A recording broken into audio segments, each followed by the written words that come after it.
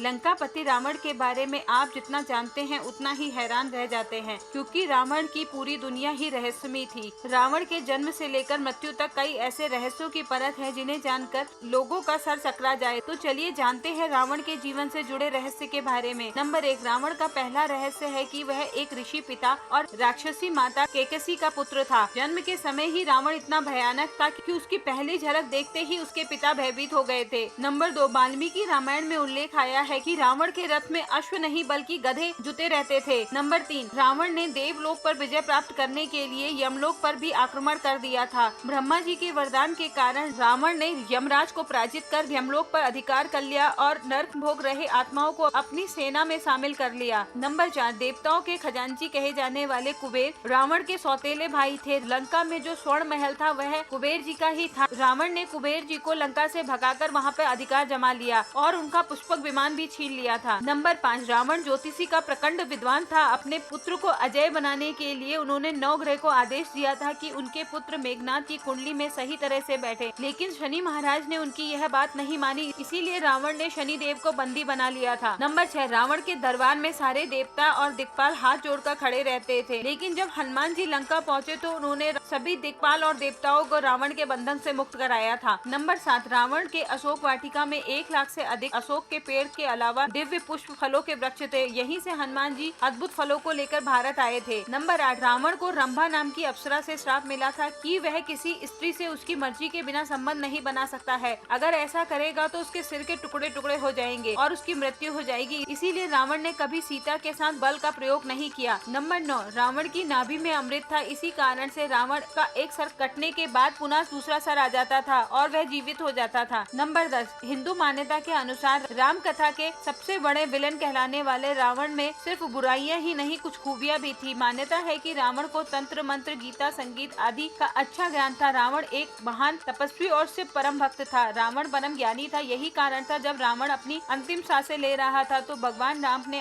अपने भाई लक्ष्मण को रावण से ज्ञान लेने के लिए कहा था।